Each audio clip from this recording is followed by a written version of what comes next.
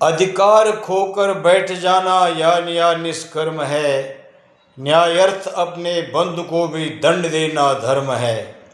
इस स्थिति पर कौरवों का पांडवों से रण हुआ, जो भव्य भारत वर्ष के कल्पंत का कर्ण हुआ।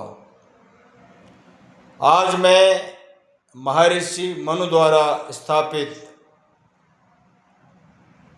जो दंड का प्रावधान है, जिसको मनु ने धर्म कहा है, उसके बारे में मनुस्मृति के आधार पर अपने विचार व्यक्त कर रहा हूँ। मनु महाराज ने कहा कि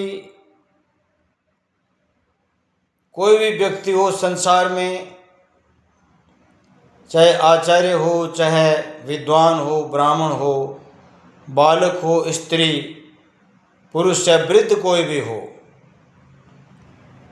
जो मनुष्य अपने धर्म में अर्थात अपने कर्तव्य में स्थिर नहीं है, तो वो निश्चित रूप से दंड का भागी है। गुरुम वा बाल वृद्धो वा ब्राह्मणो वा बहुश्रुतम आततायन्मायंतम हन्या देवा विचारयन। गुरु हो चाहे वृद्ध हो, चाहे ब्राह्मण हो, चाहे बालक हो, गुरुम वा बाल वृद्धो वा, ब्राह्मण चाहे विद्वान, बहुश्रुतम अनेक प्रकार के शास्त्रों का कर्ता और प्रवक्ता हो, विद्वान हो, गुरुम वा बाल वृद्धो वा ब्राह्मणो वा बहुश्रुतम आतताय मायंतम हन्या देवा विचार्यन। आतताई इनमें से कोई भी हो, उसको तुरंत मार डालना चाहिए, अर्थात मारने के बाद ही उस पर विचार करना चाहिए।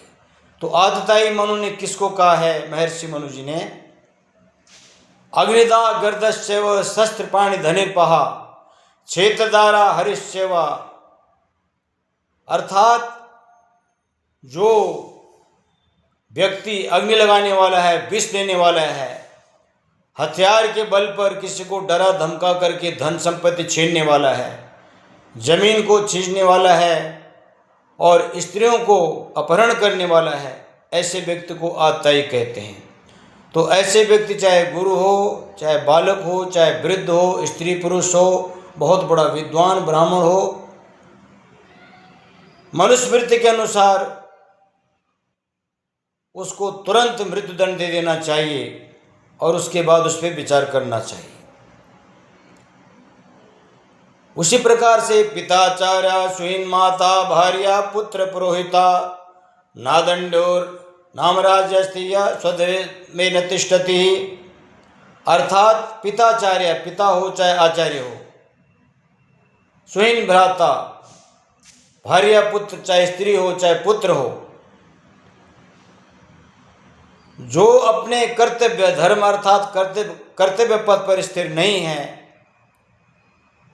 अपने कर्तव्य की धर्म की मर्यादा को उल्लंघन करता है, अधर्म करता है, तो राजा जब अपनी गद्दी पर बैठता है तो उस समय उसको सबको न्याय देना चाहिए, दंड देना चाहिए। अर्थात जब वो गद्दी पे बैठता है तो उस समय बिल्कुल भी उसको पक्षपात नहीं करना चाहिए। महर्षि मनु ने मनुस्मृति में लिखा है कि अष्टापाद्यंत शूद्रस्ता स्त्री भवति किल विषम षोडशेव तु वैश्यस्य द्वात्रिशत् क्षत्रियस्य च, अर्थात जिस अपराध में शूद्र को किसी अपराध में 8 गुना दंड देना चाहिए, 16 गुना दंड वैश्य को देना चाहिए, 32 गुना दंड क्षत्रिय के लिए होना चाहिए, ब्राह्मण को 100 गुना या 132 गुना दंड होना चाहिए। अर्थात जिसकी जितनी प्रतिष्ठा, जितनी ज़्यादा विद्या है, क्योंकि शूद्र तो अज्ञानी होकर के दुष्ट कर्म कर रहा है, पाप कर रहा है, लेकिन जो पढ़ा लिखा व्यक्ति ऐसे कर्म को करता है तो उसको 2 गुना 3 गुना 4 गुना दंड देना चाहिए। यहाँ तक कि मनु महाराज ने लिखा है कि राजपुरुषों को सामान्य व्यक्ति से 1000 गुना दंड ज़्यादा होना चाहिए, चाहे राजा हो चाहे राजा के अधीनस्थ कर्मचारी हो, क्योंकि अगर ऐसी दंड व्यवस्था ना हो, सामान्य व्यक्ति को अगर दंड ज़्यादा हो, राजा को कम हो, तो इस तरह से जो शासक वर्ग है वो अपने प्रजा को खत्म कर देगा, नष्ट कर देगा। इसलिए सामान्य व्यक्ति को जो दंड दिया जाता है उससे राजा को 1000 गुना राज कर्मचारियों को दंड देना चाहिए। ऐसे मनु महाराज ने मनुस्मृति में लिखा है। उसी प्रकार से जो स्त्री अपने रूप और धन वैभव के अभिमान पर पति की निंदा करती है, दुराचार करती है, राजा को चाहिए कि उसको जमीन में गाड़ करके शिकारी कुत्तों से फड़वा डाले। और पुरुष यदि अपनी स्त्री होते हुए दुराचार करता है तो राजा को चाहिए कि लोहे का पलंग लाल गरम करके उसके ऊपर उस पापी को मरवा दिया जाए। मनु महाराज ने जो भी दंड व्यवस्था स्थापित की है, अगर महर्षि मनु को पूरे विश्व भर के संविधान का गुरु कहा जाए तो इसमें कोई अतिशयोक्ति नहीं है। ये मनुस्मृति को पढ़ने से ही पता लगेगा। और मनु ने स्पष्ट लिखा है कि भाई दंड ही धर्म है, उसी के द्वारा सभी अपने अपने कर्तव्यों का पालन करते हैं। ओम शांति।